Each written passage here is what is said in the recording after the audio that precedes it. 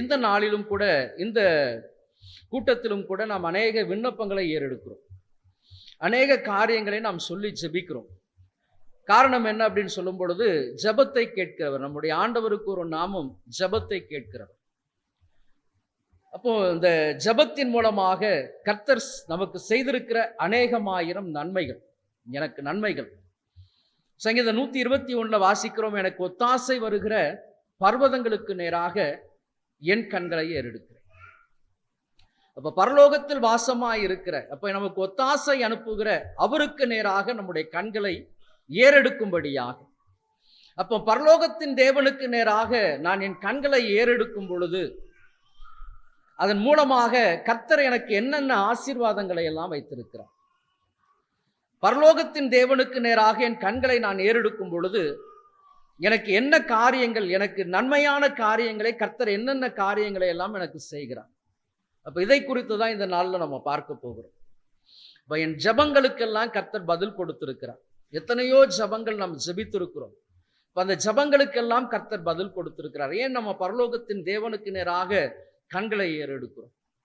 ஆமென். மருந்து மாத்திரைகள் எல்லாம் நாங்கள் ஒரு டாக்டர் கிட்ட போகும் பொழுது அந்த மருத்துவர் எழுதி தருகிற மாத்திரைகளை நம்ம என்ன பண்றோம்? சாப்பிட்றோம்.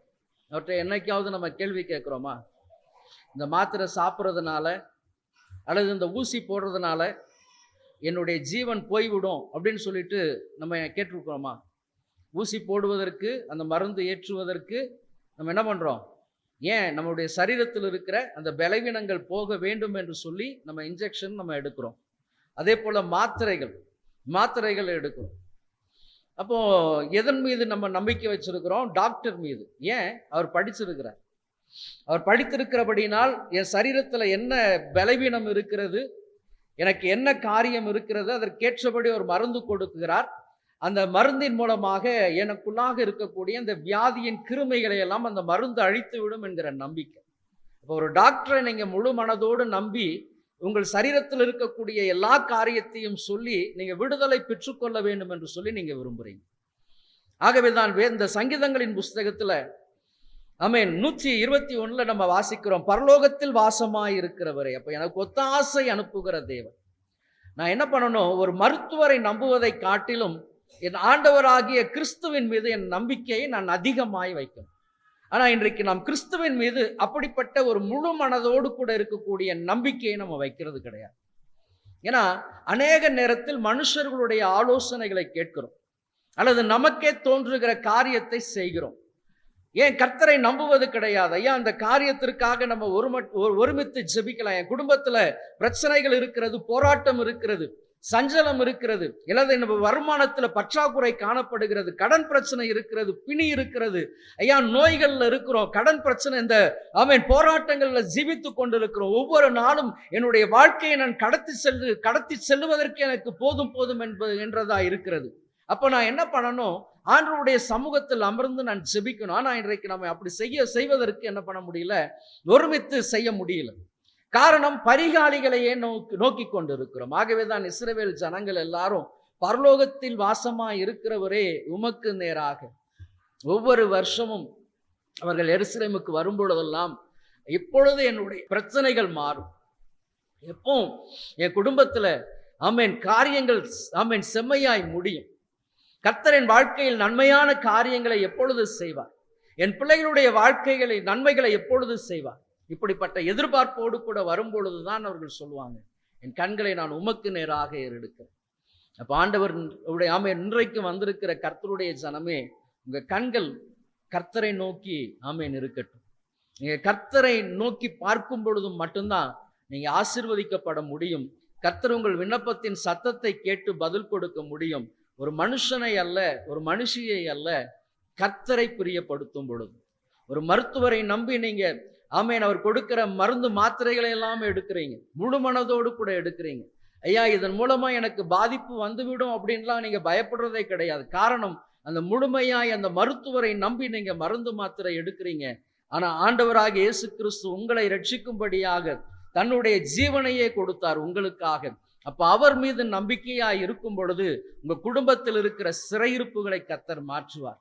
உங்க வாழ்க்கையில் இருக்கிற தடுமாற்றமாய் இருக்கக்கூடிய காரியத்திலிருந்து ஜெயம் கொடுப்பார். மாத்திரமல்ல நடந்து இது ஐயா எத்தனையோ ஆண்டுகள் நான் காத்திருக்கிறேன் ஐயா, என் காத்திருத்தலுக்கு அவர் பதில் கொடுப்பார் என்கிற நம்பிக்கையை அவர் மீது வைங்க. ஆமென். அப்பொழுதுதான் காரியங்களை கர்த்தர் என்ன பண்ணுவார்? மாறுதலாய் முடிய பண்ணுவார். இன்னைக்கு நம்முடைய நம்பிக்கை இன்னைக்கு கர்த்தர் மீது இருப்பது என்பது குறைந்து கொண்டே இருக்கிறது. நம்ம ஜெபிக்கிறோம், ஆனா அதற்கேற்ற பதிலை பெற்றுக்கொள்ள முடியாதபடிக்கு தடுமாறி கொண்டிருக்கிறோம். ஏன்? நம்முடைய வாழ்க்கையில் காணப்படுகிற அவிசுவாசம். ஐயா, என் கணவருக்காக அல்லது என் மனைவிக்காக நான் ஜெபம் பண்ணிக்கிட்டு இருக்கிறேன், ஆனா நாட்கள் செல்ல செல்ல அவர்களுடைய கிரியைகளை நான் பார்க்கும் பொழுது நான் என்ன பண்றேன்? சோர்ந்து போறேன் ஐயா, நான் சோர்ந்து போறேன் ஐயா. இந்த மனுஷன் இந்த மனுஷி மாறவே மாட்டாங்க, இவர்கள் மரண பரியந்தம் இவர்கள் எனக்கு நோவாக தான் இருப்பாங்க, இவர்கள் எனக்கு ஒரு சாபமாகி தான் இருப்பாங்க, இவர்கள் மூலமா எனக்கு ஆசீர்வாதம் இருக்காது என்று சொல்லி நாம் ஜெபிக்கிறோம். ஆமென். வல்லமையோடு ஜெபிக்கிறோம், வாக்குத்தத்தங்களை வைத்து ஜெபிக்கிறோம். ஆமென். இன்னும் உபவாசத்தோடு கூட ஜெபிக்கிறோம், சரீரத்தின் முழுவதுமாக ஒடுக்கி ஜெபிக்கிறோம். ஆனா பலன் பார்க்கும் பொழுது நாம் சோர்ந்து போனவர்களாக நம் ஆமென் உள்ளத்தில் அவிசுவாசம் வந்தவர்களாய் காணப்படுகிறபடியினால் என்ன பண்ண முடியல? கர்த்தர் கிரியை செய்ய முடியல. வந்திருக்கிற கர்த்தருடைய ஜனமே, சோர்ந்து போகாதீங்க. நிச்சயமாக கர்த்தர் உங்கள் காரியங்களை கைக்கூடி வர பண்ணுவார். நீங்க என்னென்ன காரியங்களுக்கெல்லாம் ஜெபித்து கொண்டிருக்கிறீர்களோ அந்த காரியத்தை கர்த்தர் நிச்சயமாய் செய்து முடிப்பார். உங்க கணவர் ரட்சிக்கப்படுவார், உங்கள் மனைவி ரட்சிக்கப்படுவாங்க, உங்க பிள்ளைகள் கர்த்தருக்கு பயப்படுகிற பயத்திற்குள்ளாக வருவாங்க.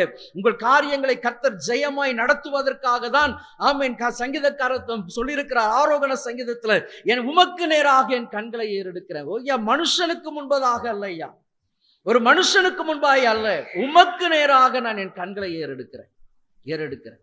அப்ப என் ஜெப வாழ்க்கையை நான் அதிகமா என்ன பண்ணணும்? கட்டி எழுப்புகிறவர்களாய் காணப்படும்.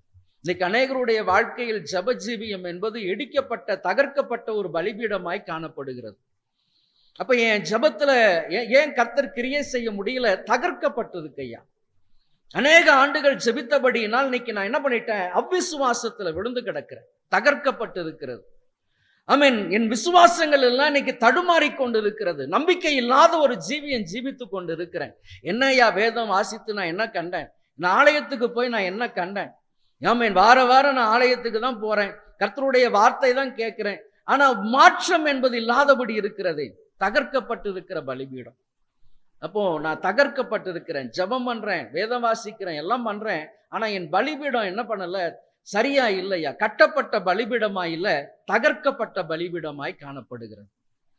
ஆமென். ஆகவே தான் வந்திருக்கிற கர்த்தருடைய ஜனமே, பரலோகத்தின் தேவனுக்கு நேராக நான் கண்களை ஏறெடுக்கணும். ஏன்? அவரிடத்திலிருந்து தான் எனக்கு ஒத்தாசை வரும். அப்ப நான் செய்ய வேண்டிய காரியம் என்ன? இடிக்கப்பட்டிருக்கிற பலிபீடத்தை நான் என்ன பண்ணணும்? கட்டுகிறவளாய் காணப்படணும். அது எப்படி கட்டப்பட வேண்டும்? ஆமென். எபேசு சபைக்கு சொல்லும் பொழுது, நீ ஆதியில் இருந்த அன்பை விட்டாய் என்று உன் பேரில் எனக்கு குறைவு உண்டு. நீ ஆதியில் இருந்த அன்பை விட்டாய் என்று உன் பேரில் எனக்கு குறைவு உண்டு.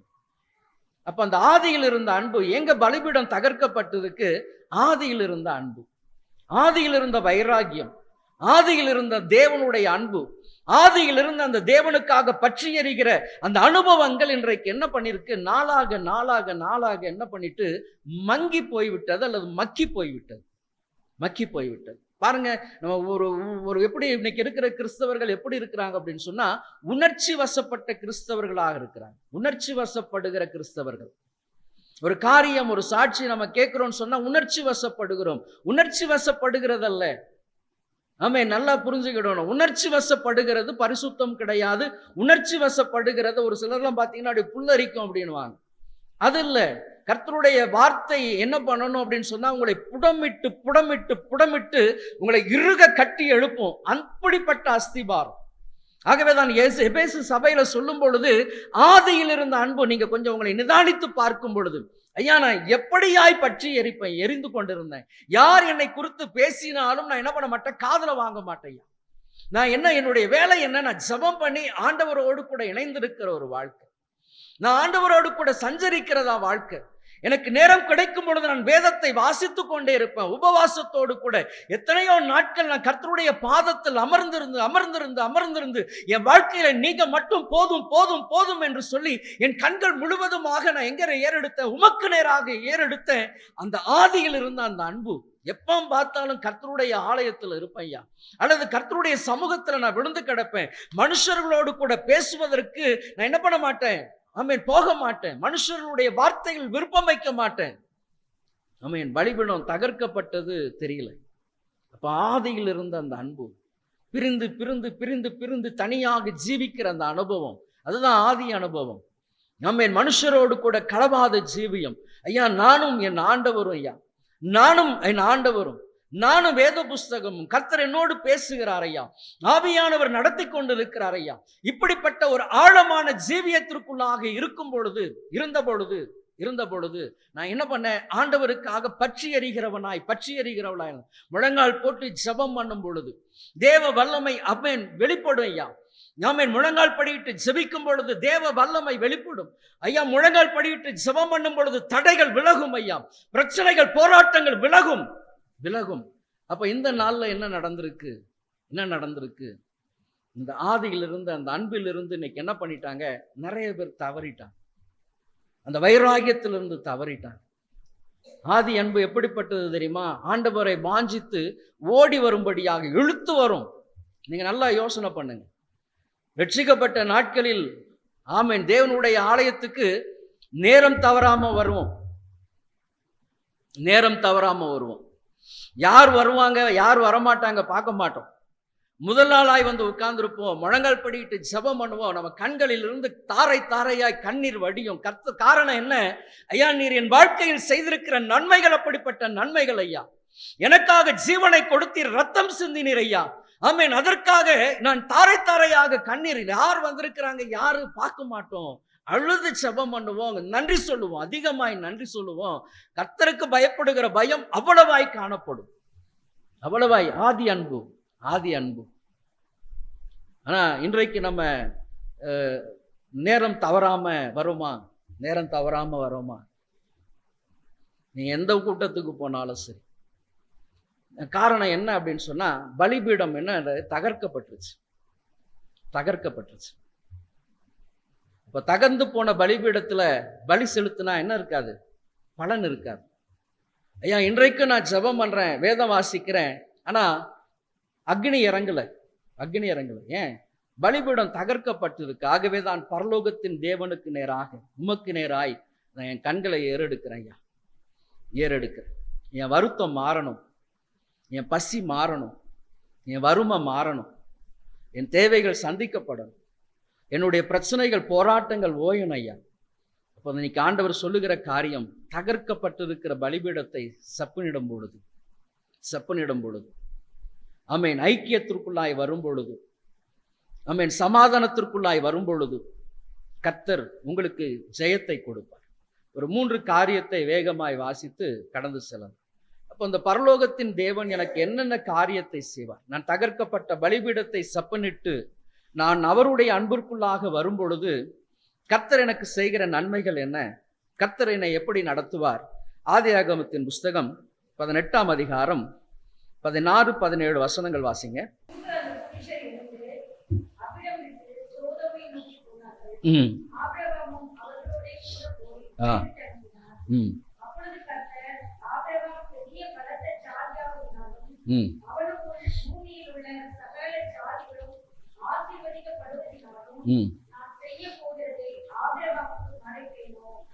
ஆமென். போதும். அப்போ இந்த 3 புருஷர்களும் ஆபிரகாம் வீட்டில் இருந்து புறப்பட்டு போறாங்க. அவர்கள் போகிற பாதை எதற்கு நேராக? சோதோமுக்கு நேராக. அப்ப முதல் காரியம், நான் பரலோகத்தின் தேவனுக்கு நேராக என் செப்பனிடப்பட்ட இருதயத்தோடு கூட, அந்த ஆதி அன்போடு கூட நான் போகும் பொழுது, நான் ஆண்டவருடைய சமூகத்துக்கு நேராக என் கண்களை ஏறெடுக்கும் பொழுது கர்த்தர் எனக்கு கொடுக்கிற காரியம் என்ன அப்படின்னு சொன்னா, ஜீவன் தப்புவதற்கு என் கண்கள் அவருக்கு நேராக காணப்படும். அப்ப ஆபிரகாமோடு கூட அவனுடைய வீட்டில் ஆமென் அவர்கள் புசித்து குடித்து அதன் பின்பதாக போகும் பொழுது ஆமென் அந்த 3 புருஷர்கள் எங்க போறாங்க அப்படின்னு சொன்னா, சோதோமுக்கு நேராக அவர்கள் போகும் பொழுது நீங்க பாத்தீங்க அப்படின்னு சொன்னா, அந்த 22ஆம் வசனம், அப்பொழுது அந்த புருஷன் அவ்விடம் விட்டு சோதோமை நோக்கி போனார்கள். ஆபிரகாமோ பின்னும் கர்த்தருக்கு முன்பாக நின்று கொண்டிருந்தான். நல்ல அந்த வசனத்தை பாருங்க. சோதோமுக்கு நேராக போறாங்க. ஆபிரகாமோ பின்னும் கர்த்தருக்கு முன்பாக நின்று கொண்டிருந்தான். ஒரு நல்ல காரியம் பாருங்க. தன்னுடைய சகோதரன், தன் தகப்பனாருடைய சகோதரன் மகன் தான் லோத்து. அப்போ தன்னை விட்டு பிரிந்து போன ஒரு சகோதரன். அப்போ வந்திருக்கிற அந்த 3 புருஷர்கள் எங்கே போறாங்க? சோதோமுக்கு நேராக. இப்ப சோதோமில் வசிக்கக்கூடிய மக்களை குறித்து வேதம் சொல்லுகிறது, அவர்கள் மகா பாவிகள் என்று சொல்லு. மகா பாவிகள். அப்போ ஆதியாகமம் 18:18 நான் செய்ய போகுவதை ஆபிரகாமுக்கு மறைப்பேனோ. இப்ப ஆண்டவர் தன் இருதயத்தில் இருப்பதை யார்கிட்ட வெளிப்படுத்துறாருன்னா, அவருக்கு முன்பாக நின்று கொண்டிருக்கிற ஆபிரகாமுக்கு வெளிப்படுத்துகிறார். வந்திருக்கிற கர்த்தருடைய ஜனமே, அப்போ நான் என் பலிபீடத்தை சப்புனிட்டு அவருக்கு நேராக கண்களை ஏறெடுக்கும் பொழுது உலகத்தில் வரக்கூடிய அழிவை கர்த்தர் யாருக்கு வெளிப்படுத்துவார்னா, அவருக்கு முன்பாக நிற்கிற ஜனங்களுக்கு தான் வெளிப்படுத்துவார். எந்த ஒரு மனுஷி ஆண்டவருக்கு நேராக கண்களை ஏறெடுக்கிறார்களோ அவர்களுக்கு தான் கர்த்தர் செய்ய போகிற காரியத்தை வெளிப்படுத்துவார். ஆபிரகாம் அவர்களை வழி அனுப்பிட்டு திரும்பல, அவன் கர்த்தருக்கு முன்பாக நின்றான். ஏன்? அவர்கள் பயணப்படுகிறார்கள் ஐயா சோதோமுக்கு நேராக. அங்க என்னுடைய சகோதரன் இருக்கிறான், லோத்து இருக்கிறான் ஐயா. அப்ப ஏதோ ஒரு காரியத்தை அந்த இடத்தை கர்த்தர் நடத்த போகிறார். உடனடியாக அவர் என்ன பண்றாரு? என்னை விட்டு பிரிந்து போனவன் தானே அப்படின்லாம் கிடையாது. அதுதான் கிறிஸ்துவின் அன்பு நமக்காக நமக்குள்ள இருக்குமே என்றால், பரிசுத்த ஆவியானவருடைய ஆமென் அந்த அன்பு நமக்குள்ளாக ஊற்றப்பட்டு இருக்குமே என்றால், நீங்க என்ன பண்ணுவீங்கன்னு சொன்னா, யார் உங்களுக்கு விரோதமாக எழும்புகிறார்களோ, யார் உங்களுக்கு விரோதமாய் முறுமுறுக்கிறார்களோ, அல்லது எந்த குடும்பத்தை ஆமென் உங்களை அழிக்க வேண்டும் என்று இருக்கிறார்களோ அவர்களுக்கு தான் நீங்க என்ன பண்ணுவீங்கன்னா, நின்று ஜெபம் பண்ணுவீங்க. முழங்கால நின்று ஜெபம் பண்ணுவீங்க. ஐயா என்னை அழிக்க நினைத்தவர்கள் தான், ஆனாலும் அவங்க என்ன பண்ணக்கூடாது? ஆசீர்வாதமா இருக்கணும் ஐயா, அவங்க நல்லா இருக்கணும் ஐயா. ஐயா பலவீனப்பட்டு இருக்கிறாங்க, நல்லா இருக்கணும், ஆசீர்வாதமா இருக்கணும் ஐயா. ஆமென். உங்களுடைய மன்றாடு கிறிஸ்துவின் அன்பு உங்களுக்குள்ளா இருந்தா அவர்களுக்காக துக்கம் கொண்டாடும். ஐயா எப்படியாகிலும் அவர்களுக்கு என்ன பண்ணணும்? அந்த புதிய ஜீவனை கொடுத்தவர்களை எழுப்பி நிறுத்துங்க ராஜா, நிறுத்துங்க. இந்த பிரச்சனைகளிலிருந்து அவர்களை கொண்டு வாங்க ராஜா. இதுதான் கிறிஸ்துவின் அன்பு. அப்ப ஆபிரகாம் நான் செய்ய போவதை ஆபிரகாமுக்கு நான் மறைப்பேனே என்று சொன்னா, ஆபிரகாம் நின்று கொண்டிருந்தான் கர்த்தருக்கு முன்பதாக. ஆமென். ஜீவன் தப்ப வேண்டும் என்று சொல்லும்படியாக. அப்ப அநேகமாயிரம் ஜனங்கள் இன்றைக்கு நம்முடைய தேசத்தில் இருக்கிறாங்க. அப்ப இந்த ஜனங்களுக்காக கர்த்தருக்கு முன்பாக நிற்கும்படியாக தான் கர்த்தர் உங்களையும் என்னையும் தெரிந்து கொண்டிருக்கிறார். ஏன் நம்ம செவ்வாய்க்கிழமை வரோம்? எதற்காக வரோம்? குடும்பம் ஆசீர்வதிக்கப்படணும். நல்லது. என் குடும்பம் ஆசீர்வதிக்கப்படணும்னு சொன்னா என் ஜனம் மீட்கப்படணும் ஐயா. என் ஜனம் ஐயா வலது கைக்கும் இடது கைக்கும் வித்தியாசம் தெரியாத அநேகமாயிரம் ஜனங்கள் அழிந்து கொண்டு இருக்கிறாங்க. இந்த ஜனம் மீட்கப்படணும் ஐயா, இந்த ஜனம் மீட்கப்படணும். அப்ப இந்த ஜனம் மீட்கப்படுவதற்கு நான் என்ன பண்ணணும்? ஆண்டவருடைய சமூகத்திற்கு முன்பதாக நான் கண்களை ஏறெடுக்கணும். அவருக்கு முன்பதாக கண்களை நான் ஏறெடுக்கும் பொழுதுதான் கர்த்தர் என்ன பண்ணுவார்னா, என் குடும்பத்தின் காரியங்களை மாறுதலாய் முடிய பண்ணுவார். அப்ப ஆபிரகாம் நின்று கொண்டிருந்தான். ஆண்டவரே சோதோமின் காரியம் இப்படி கொடுமையாய் காணப்படுகிறது, அங்க என் சகோதரன் இருக்கிறான் ஐயா, என் சகோதரன் இருக்கிறான், அவன் மாண்டு போக கூடாது. அப்பதான் ஆபிரகாம் செபம் பண்ணுகிறார். ஐயா ஒரு பட்டணத்தில் 50 நீதிமான் இருந்தா நீங்க அந்த பட்டணத்தை அழிச்சிருவீங்களா ஐயா? 50 நீதிமான் இருந்தா அழிப்பு இல்லை, 45 நீதிமான். அப்படியே ஜெபம் பண்றார். ஐயா கோவப்படாதீங்க, தயவாய் தயவாய் தயவாய். அப்ப ஆண்டவர் கடைசியாக வந்து சொல்றார், இல்ல ஒரு பட்டணத்தில் 10 நீதிமான் இருந்தாலும் நான் அந்த பட்டணத்தை அழிக்க மாட்டேன். 10 நீதிமான் இருந்தாலும் பட்டணத்தை அழிக்க மாட்டேன். வேதம் சொல்லுகிறது, சோதோம் கோமாரா கொடுமை நிறைந்த ஒரு தேசம், கொடுமை நிறைந்தது, பாவத்தை தண்ணீரை போல பருகினது. ஆமென். அப்போ ஒரு 10 நீதிமான் கூட இல்லாத ஒரு பட்டணம் இந்த சோதோமுடைய பட்டணம். இன்னைக்கும் கூட சோதோமில் வாழ்ந்து கொண்டு இருக்கிறோம். நம்மை சுற்றிலும் கொடுமை நிறைந்த ஜனங்கள் வாழ்ந்து கொண்டு இருக்கிறாங்க. பாவத்தை தண்ணீரை போல பருகி கொண்டிருக்கிற ஜனங்கள் வாழ்ந்து கொண்டிருக்கிறாங்க. பாவம் இன்னதென்று அறியாதபடிக்கு பாவத்தின் மேல் சாபத்தையும் பாவத்தையும் செய்து செய்து வாழ்ந்து கொண்டிருக்கிற அநேகம் ஆயிரம் ஜனங்கள் வாழ்ந்து கொண்டிருக்கிறாங்க. ஆமென். மற்றவர்களுக்கு உபத்திரவத்தையும் வேதனையும் அநேக குற்றமில்லாத ரத்தத்தையும் ஆமென் வாங்கி கொண்டிருக்கிற அநேக ஜனங்கள் இன்றைக்கு வாழ்ந்து கொண்டிருக்கிறாங்க. அப்ப இந்த ஜனங்களுக்காக பரிதவிக்கும்படியாக தான் நான் என்ன பண்ணணும்? என் கண்களை அவருக்கு நேராக ஏறெடுக்கும். ஆபிரகாம் அழித்து போடும்னு சொல்லி ஜெபம் பண்ணல. ஐயா சோதோமில் இருக்கக்கூடிய என்னுடைய சகோதரனையும் சேர்த்து அழித்து போடுன்னு ஜெபம் பண்ணல. நின்று ஜெபம் பண்றான். ஐயா 10 நீதிமான் 10 நீதிமான். நான் 10 நீதிமான் இருந்தால் அழிக்க மாட்டேன். ஆமென். ஆகவே தான் போன தூதர்கள் என்ன பண்ணாங்க, 3 பேரும் அந்த ஆமென் லோத்துடைய வீட்டிற்கு போன உடனே, உனக்கு வேற யாராகிலும் இருக்கிறாங்களா, வேற யாராகிலும் இருக்கிற காரணம் என்ன அப்படின்னு சொன்னா, ஒரே ஒரு மனுஷன் பரலோகத்தின் தேவனுக்கு நேராக கண்களை ஏறெடுத்தபடியினால் ஒரு குடும்பம், அழிக்கப்பட இருந்த ஒரு குடும்பம் முழுமையாய் பாதுகாப்பாய் அவர்கள் இருக்க வேண்டும் என்று சொல்லி அந்த ஆபிரகாமுடைய ஜெபம் அந்த லோத்தை மட்டும் பாதுகாத்து கொண்டு வரும்படியாக செய்தது. இன்றைக்கு வந்திருக்கிற கர்த்தருடைய ஜனமே, நீங்க உங்களுக்கு ஆமென் அறியாத அல்லது தெரியாத உங்களை சுற்றிலும் இருக்கிற ஜனங்களுக்காக பரலோகத்தின் தேவனுக்கு நேராக கண்களை ஏறெடுங்க. ஐயா, எனக்கு விரோதமாய் ஆமென் குற்றம் செய்தவர்கள் தான், விரோதமாய் பேசினவர்கள் தான், மந்திர பில்லிசூனிய ஏவல் காரியங்களை செய்தவர்கள் தான், எங்க குடும்பம் இருக்கவே கூடாது என்று போகும்படி செய்தவர்கள் தான். ஆனாலும் அந்த குடும்பம் அழியக்கூடாது என்று சொல்லி நான் நிற்கிறேன் ஐயா, உமக்கு முன்பதாக நிற்கிறேன்.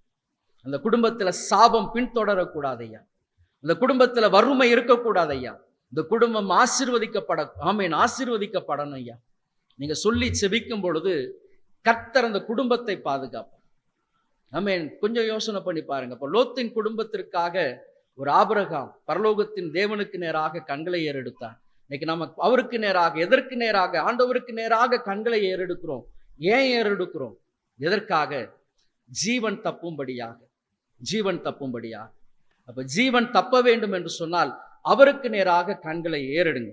அப்ப நோவாவுக்கு ஆண்டவருடைய கண்களில் தயவு கிடைத்தபடியினால் ஆண்டவர் சொன்னார், நோவாவுக்கு கர்த்தருடைய கண்களில் கிருபை கிடைத்தது மாத்திரமல்ல, நீ கொப்பேர் மரத்தினால் ஒரு என்ன பண்ணு, பேழையை உண்டு பண்ணு. அன்னைக்கு அவனும் அவன் குடும்பம் மட்டும் 8 பேர் மட்டும்தான் பாதுகாக்கப்பட்டாங்க. அதே போலதான் கர்த்தர் யோபின் குடும்பத்தை வேலியடைத்தார். யோபு இழந்தவைகளை எல்லாம் திரும்ப பெற்றுக்கொண்டான்.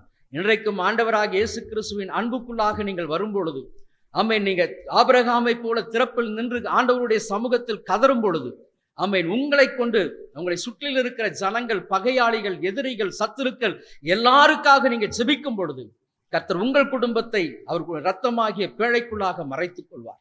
ஆமென். உங்களை பாதுகாத்துக் கொள்வார். உங்க சந்ததிகளை ஆசீர்வதிப்பார், தழைக்க பண்ணுவார். இதுதான் ஆசீர்வாதம். அப்ப அவருக்கு நேராக கண்களை ஏறெடுக்கிறபடியினால் நான் ஜெபிக்கிறவனாய் மாறுகிறேன், அநேகருக்கு பிரோஜனம் உள்ளவனாய் கர்த்தர் மாற்றுகிறார். இரண்டாவதாக காரியம் பாருங்க, ஆமென், எதற்காக நான் அவரை நோக்கி பார்க்கணும்? விடுதலைக்காக நான் அவரை நோக்கி பார்க்கணும். வாசிக்கலாம். மத்தேயு எழுதின சுவிசேஷம் 17ஆம் அதிகாரம் 14ஆம் வசனம்.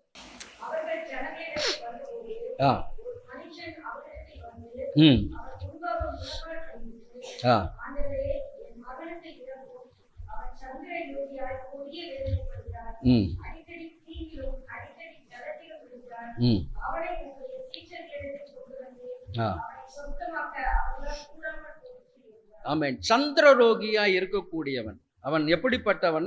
அவன் இளைஞன் என்று வேதம் சொல்லுகிறது. அவன் இளைஞன். நீங்க இதே சம்பவத்தை மார்க் எழுதின சுவிசேஷம், லூக்கா எழுதின சுவிசேஷம் 9ஆம் அதிகாரம் தான், 17ஆம் வசனம், மார்க்கில் 17ஆம் வசனம், லூக்காவில் 38ஆம் வசனம். இப்போ 3 இடத்துல இந்த சம்பவம் சொல்லப்பட்டு இருக்கு.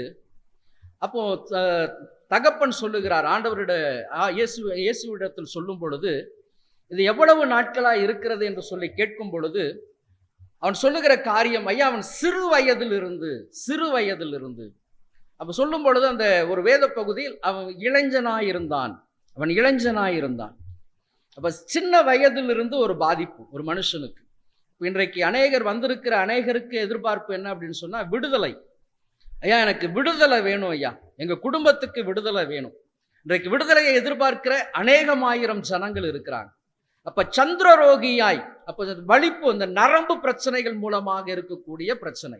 நரம்புகள் ஒரு மனுஷனுக்கு மிக மிக முக்கியம். என்ன காரியம் அவயம் செயல்படணும்னா எது முக்கியமா இருக்கணும்னு சொன்னா, நரம்பு ரொம்ப முக்கியமா இருக்கும்.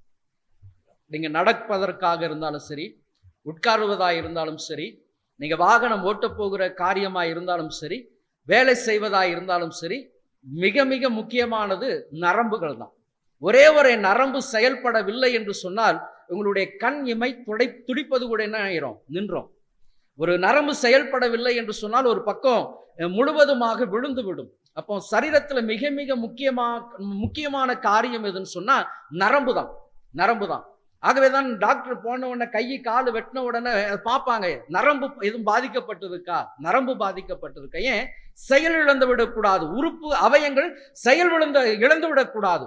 அப்ப செயல் இழந்து விடாமல் இருக்கணும்னு சொன்னா நரம்பு மிக மிக முக்கியம். இன்றைக்கு வந்திருக்கிற கர்த்தருடைய ஜனமே, ஆவிக்குரிய வாழ்க்கையில ஜபம் உயிர் நாடி, உயிர் நாடி. அதுதான் உங்களை செயல்படுத்தி கொண்டே இருக்கும், கிறிஸ்துவுக்குள்ளாக பற்றி எறியும்படியாக செய்து கொண்டே இருக்கும். ஆகவே அந்த சந்திர ரோகி அவன் சிறு வயதில் இருந்து இந்த பிரச்சனை வருகிறபடியினால் அவனுக்கு எந்த நேரத்துல வரும் செய்ய தெரியாதியா. ஆகவே அதை எங்க தளிருமா? தீயிலும் தளிரும், நெருப்பாது தண்ணீரிலும் தளிரையா. இவன் ஜீவன் போகும்படியாக ஆமேன் அது போராடிக்கொண்டே இருந்தது. அப்போ எனக்கு என் மகனுக்கு அதுல இருந்து விடுதலை. அப்போ உங்களுடைய சீஷரிடத்துல கொண்டு வந்தேன். அவங்களுக்கு என்ன பண்ண முடியல? விடுதலையாக்கும்படியாக முடியல. ஆமேன். நீங்கள் மனிதர்களை நம்பினால் விடுதலை கிடைக்காது. ஆமேன். ஊழியர்களை நம்பினால் விடுதலை கிடைக்காது. நீங்க யாரை நம்பணும்? கிறிஸ்துவாகிய இயேசுவை நம்பணும். அவர்தான் உங்களுக்கு ஜீவனை கொடுத்திருக்கிறார். அவர்தான் உங்களுக்காக ரத்தம் சிந்திருக்கிறார். அவர்தான் உங்களுக்கு பரிகாரியாக இருக்கிறார். அப்ப மனிதர்களை நம்பியல்ல, கிறிஸ்துவை நம்பும் பொழுது மட்டும்தான் விடுதலை கிடைக்கும். இன்னைக்கு அநேகர் போகிற, ஐயா இந்த இடத்திற்கு போனா இந்த இடத்துல போனா இந்த ஜபம், இந்த ஊழியக்காரங்க ஜபம் பண்ணா நல்லாயிருமா, அல்லது இந்த ஊழியக்காரங்க ஜபம் பண்ணா இல்ல, ஊழியர்கள் இடத்தில் இல்ல, கிறிஸ்துவின் இடத்தில் விடுதலையை எதிர்பார்க்கணும். ஐயா நான் இருக்கிற இடத்துல முழங்கால் படிட்டு ஜபம் பண்ணினால் கர்த்தர் எனக்கு விடுதலை கொடுப்பார் ஐயா. ஆமென். என் நம்பிக்கை கிறிஸ்துவின் மீது நம்பிக்கை வைத்துதான் ஆமென் நீங்க ஜெபிக்க வேண்டும். அப்ப கிறிஸ்து தான் உங்களுக்கு விடுதலை கொடுக்கிறவர். ஆகவே நம்ம சீஷரிடத்தில் அழைத்து வந்தார்கள், சீஷர்களால் துரத்த முடியல ஐயா. ஆகவே நான் இப்பொழுது உம்முடைய சமூகத்துக்கு நேராக வந்திருக்கிறேன். அப்போ விடுதலை பெற வேண்டும் என்று சொன்னால் 3 காரியம் அவசியமாய் காணப்படுகிறது. அப்ப என்ன காரியம் அப்படின்னு சொன்னா, ஆமென், எனக்கு விடுதலை வேண்டும் அப்படின்னு சொன்னா உபவாசம் ஜெபம். சீஷரிடத்துல கேட்கிறார், ஏன் எங்களால துரத்த முடியல, ஏன் எங்களால துரத்த முடியாம போயிடுச்சு அப்படின்னு சொல்லி சீஷர்கள் கேட்கும் பொழுது சொல்றார், இந்த வகை பிசாசு என்ன பண்ண முடியாது? உபவாசத்தினாலும் ஜபத்தினாலும். அப்போ உபவாச ஜபம் மிக மிக அவசியம். ஒவ்வொரு ஆர்வக்குரிய வாழ்க்கையில செயல்படுவதற்கு, விடுதலையை பெற்றுக்கொள்வதற்கு உபவாச ஜபம் மிக முக்கியம். குடும்பத்துல உபவாசம் இருந்து ஜபம் பண்ணுங்க. மாசத்துல ஒரு முறையாகிலும் ஒரு 3 நாட்கள் உபவாசம் இருந்து உங்கள் குடும்பத்திற்காக, பிள்ளைகளுக்காக ஜபம் பண்ணும் பொழுதுதான் என்ன பண்ண முடியும்? குடும்பத்தில் கர்த்தர் கிரியை செய்ய முடியும். ஆமேன். செயல்பாடு ஆமேன் நடக்கும். கர்த்தர் கிரியை செய்வதற்கு நம்ம என்ன பண்ணல? இடம் கொடுக்கல. காரணம் என்ன? உபவாசம் இல்லை, ஜபம் இல்லை. காரணம் என்ன? மனிதர்களை நம்பி இருக்கிறபடியினால். ஐயா நான் அந்த இடத்துக்கு போயிட்டா எனக்கு விடுதலை கிடைச்சிடும். இல்ல. ஆமேன். நீங்க ஆண்டவருடைய சமூகத்துல முழங்கால் படியிடணும். 2வதாக ஆமேன் கேட்கும் பொழுது வாசிக்கலாம். லூக்கா எழுதின சுவிசேஷம், மார்க்கு 9.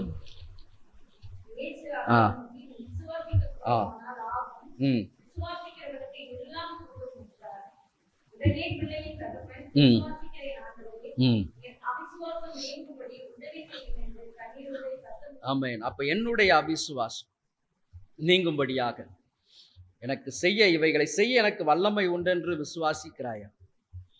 ஆமென். விசுவாசிக்கணும், நம்பணும், கர்த்தரை நம்பணும். ஐயா எனக்கு விடுதலை கிடைக்கும் ஐயா. அந்த நம்பிக்கை தான் ஆமென் உங்களுடைய வாழ்க்கையில பெரிய மாற்றங்களை ஏற்படுத்தும், அற்புதத்தை கொண்டு வரும். அப்ப விசுவாசம் இல்லாமல் தேவனுக்கு பிரியமாய் இருப்பது கூடாத காரியம். உங்க வாழ்க்கையில விடுதலை கிடைக்கணும் அப்படின்னு சொன்னா நிச்சயமாய் நான் நினைக்கிற காரியத்தை கர்த்தர் எனக்கு செய்து முடிப்பார் என்கிற நம்பிக்கை இருக்கணும். அந்த நம்பிக்கை தான் உங்களுடைய வெற்றியுள்ள வாழ்க்கைக்கு நேராக நடத்தும். ஆகவே நல்லா ஜெபம் பண்ணி ஆண்டவருடைய சமூகத்தில் அவிசுவாசம் நீங்கும்படி செய்யுங்க ஐயா. அவிசுவாசம் இருக்கக்கூடாது. அப்ப ஆமென் கடுகளவு விசுவாசம் மிகப்பெரிய அற்புதத்தை கொண்டு வரும். அப்ப அந்த கடுகளவு விசுவாசத்தை எனக்கு கொடுங்க ராஜா. நான் ஜெபிக்க ஆமென் தொடங்கும் பொழுதே கட்டளை வெளிப்படணும். ஆணித்தரமான ஒரு ஜெப வாழ்க்கை எனக்கு கொடுங்கன்னு சொல்லி கேளுங்க. நிச்சயமாய் கர்த்தர் உங்கள் குடும்ப வாழ்க்கையில் இருக்கிற சிறையிருப்புகளை மாற்றுவார். ஆமென். ஒரு மனுஷனுக்கு மிக முக்கியமான காரியம் நரம்பு. அப்போ ஆமென் கிரியை செய்யும்படியாக ஜெபம் தான் உங்க வாழ்க்கையில ஆமென் உங்கள் குடும்பத்துல கர்த்தர் கிரியை செய்யும்படியாக செய்யும். ஆமென் நடத்துவார். ஆகவே 2வது விடுதலையை கொடுக்கக்கூடிய ஆண்டவர். கடைசியாக ஒரு காரியத்தை சொல்லி நான் முடிக்கிறேன். ஆதியாகமத்தின் புஸ்தகம் 24ஆம் அதிகாரம் 63, 64.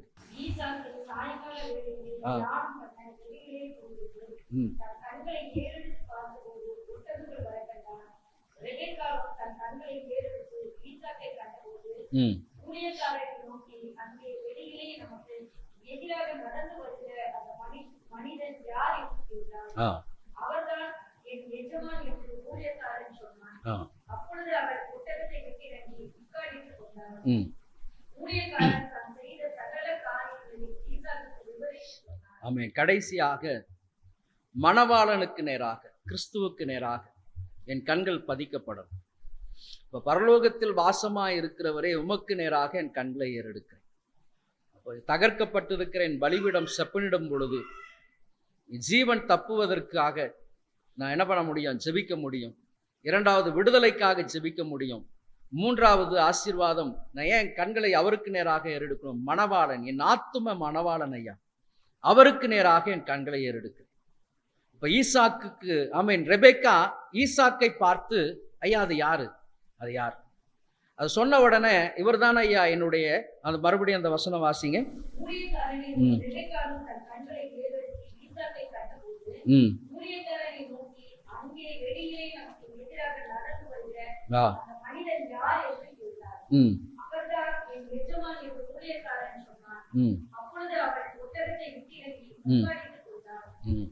ஆமென். அப்போ ஒரு மணவாட்டி எப்படி இருக்கணும் அப்படின்னு சொன்னா, முதலாவதாக இறங்குகிறவளாக. ஈசாக்கை பார்த்தவுடன் மணவாளன் அப்படின்னு தெரிஞ்சவுடன் என்ன பண்றாளா? ஒட்டகத்தை விட்டு இறங்கி இறங்கி ஆமென், தன்னை மறைத்து கொள்ளுகிற ஒரு அனுபவம். அப்போ ஒரு மணவாட்டியுடைய ஜீவியம் எப்படி இருக்கணும்? ஐயா நான் கிறிஸ்துவை பார்க்க வேண்டும் என்று சொன்னால், நான் என் ஸ்தானத்திலிருந்து, நான் இருக்கக்கூடிய இடத்திலிருந்து நான் இறங்குகிறவனாய் காணப்படணும். ஆமென், என்னை மறைத்து கொள்ளுகிறவனாய் காணப்படணும். அதுதான் உப்பின் ஜீவியம். நீங்க பூமிக்கு எப்படி இருக்கிறீங்க? உப்பாய் இருக்கிறீர்கள். மறைந்து கொள்ளுகிற ஒரு ஜீவன், என்னை வெளிப்படுத்துகிற அல்ல, கிறிஸ்துவுக்கு முன்பதாக நான் மறைந்து கொள்ளக்கூடியவளாய் காணப்படணும். இதுதான் மணவாட்டியுடைய ஜீவியம். அப்ப இந்த மணவாட்டி எப்படிப்பட்டவளாய் காணப்படணும் அப்படின்னு சொன்னா, உபசரிக்கிறவளாய் காணப்படணும். ரெபெக்காளை எப்படி பெண் எடுத்தார் அப்படின்னு சொல்லி பார்த்தீங்கன்னா, அவள் நான் தாகத்திற்கு தாய் என்று எவளிடத்தில் கேட்கிறேனோ, அவர் என்ன சொல்றா? நீரும் குடிங்க, உங்களுடைய ஒட்டகத்துக்கு நான் என்ன பண்றேன்? குடிக்க கொடுக்கிறேன். அப்போ மணவாட்டி என்பவள் எப்படி இருக்கணுமோ, எல்லாரையும் எல்லா காரியத்திலும் அவள் என்ன பண்ணணும்? உபசரிக்கிறவளாய் காணப்படணும். உபசரிப்பு. அப்போ இந்த உபசரிப்பு தான் அவளை எங்க நடத்தினதுன்னா, ஈசாக்குக்கு நேராக. அப்ப உங்களுடைய வாழ்க்கையில் தனிப்பட்ட வாழ்க்கையில், அப்ப நான் ஒரு மணவாட்டியாய் நான் மாற வேண்டும் என்று சொன்னால், ஆமென், முகம் தெரியாத, யாரென்று தெரியாத ஒரு மனுஷன் வந்து தாகத்திற்கு தாய் என்று கேட்கும் பொழுது அவன் உடனடியாக தன்னை கீழ்ப்படிந்து அவனுக்கு தாகத்துக்கு கொடுத்தது மாத்திரமல்ல, 10 ஒட்டகங்களுக்கும் அந்த துறவில் இறங்கி இறங்கி இறங்கி இறங்கி அவள் தண்ணீர் மொண்டு கொடுத்தாலும். அப்ப இன்றைக்கு நம்ம ஒரு டம்ளர் தண்ணி நம்ம வீட்டுக்காரர் கேட்டார்னா, உங்களுக்கு கைக்கு இல்லையா, கால் இல்லையா, எழுந்து வந்து குடிக்கிறீங்க சொல்றோமா? ஒரு டம்ளர் தண்ணி, ஏமா கொஞ்சம் தண்ணி எடுத்துட்டு வா அப்படின்னு சொன்னா என்ன? இல்லை, நம்ம குடும்பத்துல ஏன் மணவாட்டியாய் நம்ம மாற முடியல? ஏன் மணவாட்டியுடைய ஜீவியம் நம்முடைய இடத்துல காணப்படலை? அப்போ கீழ்ப்படிதல் இல்லை. ஆனா இந்த இடத்துல நீங்க வாசிக்கும் பொழுது, என் எஜமானுடைய மகனுக்கு நான் பெண் கொள்ளும்படியாக வரேன். அப்ப என் மணவாட்டியாய் நான் தேர்ந்தெடுக்கக்கூடியவள் எப்படி இருக்கணும்? உபசரிக்கிறவளாய் இருக்கணும். அவள் என் தாகத்தை மட்டுமல்ல, என் ஒட்டகங்களுக்கும் அவள் தண்ணீர் கொடுக்கணும். அந்த வார்த்தையை சொல்லுகிறவள் தான் என் எஜமானுக்கு என்று கர்த்தர் நியமிக்கப்பட்டவள். ஆமென். ஆபிரகாம் சொல்லி அனுப்புறேன், கர்த்தர் என்ன பண்ணுவாரு? என் தூதனை உமக்கு முன்பாக அனுப்புவார். அவருடைய தூதனை உமக்கு முன்பாக அனுப்புவார். அப்ப பாருங்க, சரியான இடத்துல சரியான நேரத்தில் அந்த இருதயத்தின் நினைவுகள் எல்லாம் கரெக்டா வரும் பொழுது, நினைக்கும் பொழுது அவள் உடனடியாக ரெபெக்காள் வருகிறாள். தாமன் கேட்கும் பொழுது உடனடியாக உபசரிக்கிறாள். அது ஒட்டகங்களுக்கும் இருக்கிற ஒரு துறவு என்பது அப்படி சொன்னீங்கன்னா, கிட்டத்தட்ட ஒரு பெரிய கிணறு, அதுக்கு கீழே உள்ள போய் இறங்கி தண்ணி எடுத்துட்டு வந்து மேலே ஊற்றணும். அப்போ ஒரு ஒட்டகம் எவ்வளவு தண்ணீர் குடிக்கும் அப்படின்னு சொன்னா, கிட்டத்தட்ட ஒரு 10-20 லிட்டருக்கு மேலே குடிக்கும். நிறையா, நான் சொல்றது கம்மி, நிறையா குடிக்கும். ஏன்னா ஒட்டகத்துடைய கெப்பாசிட்டி ஒரு 50 லிட்டருக்கு மேலேயாவது இருக்கும். அப்போ அவ்வளவு தண்ணீர் ஒரே ஒட்டகம். ஆனால் 10 ஒட்டகம் வேதம் சொல்லப்பட்டிருக்கு. அப்போ அந்த 10 ஒட்டகங்களுக்கும் ஊற்றணும் அப்படின்னு சொன்னா, அவள் எவ்வளவு பொறுமைசாலி இல்லை? நமக்கு பொறுமை இருக்கா? அப்போ மணவாட்டியாய் மாறுகிற ஜீவியத்துல பொறுமை மிக அவசியம், பராமரிப்பு மிக அவசியம், இறங்குவது மிக அவசியம், மறைத்து கொள்வது மிக அவசியம். இதெல்லாம் இருக்கும் பொழுதுதான் நான் என்ன பண்ண முடியும்? மணவாளனுக்கு நேராக என் கண்களை ஏறெடுக்க முடியும். அப்ப இந்த அனுபவம் நம்ம இன்னைக்கு அநேகர் பெற்றுக்கொள்ள முடியல. காரணம் என்ன அப்படின்னு சொன்னா, ஆமென், கீழ்ப்படிதல் இல்லை. இந்த கீழ்ப்படிதல் இல்லை அப்படின்றதுனால மணவாளனுக்கு நேராக நம்முடைய கண்களை ஏறெடுக்க முடியும். ஆகவே வந்திருக்கிற கர்த்தருடைய சனமே, இந்த மணவாட்டியாய், ஏன் நம்ம கர்த்தருடைய ஆலயத்துக்கு வரோம்? மணவாட்டியாய் மாறும்படியாக. அப்ப இந்த மணவாட்டியாய் மாறணும்னு சொன்னா, நான் பராமரிக்கிறவன், ஐயா பராமரிக்கிறவள், எல்லாரையும் அரவணைத்து செல்லுகிறவள் இந்த அனுபவத்துக்குள்ள வரணும். தாகம் தணிக்கிறவளாய் காணப்படணும். ஆமென். எவ்வளவு கஷ்டப்பட்டாலும் சரி, என் சரீரத்தை ஒடுக்கி நான் வந்தவர்களுக்கு என்ன பண்ணணும்? உபசரிக்கணும், அன்பினால் உபசரிக்கணும் ஐயா.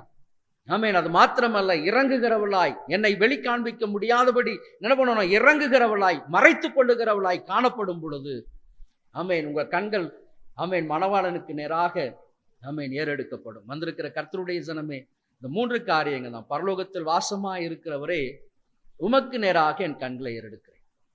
2, மற்றவர்களுக்காக, விடுதலைக்காக, ஜீவன் தப்பி போகும்படியாக ஜெபம் பண்ணணும்.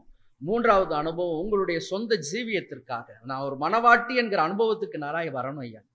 அந்த மணவாட்டி என்கிற நேரத்தில் ஆமென் அனுபவத்திற்கு வரும்பொழுதுதான் அந்த உன்னதமான ஆசீர்வாதங்களை நான் பெற்றுக்கொள்ள முடியும். அப்ப இந்த அனுபவத்திற்கு நேராக நீங்க வரும்பொழுது கர்த்தர் நிச்சயமாய் உங்களை ஆசீர்வதிப்பார். கண்களை மூடி ஜெபிக்கலாம்.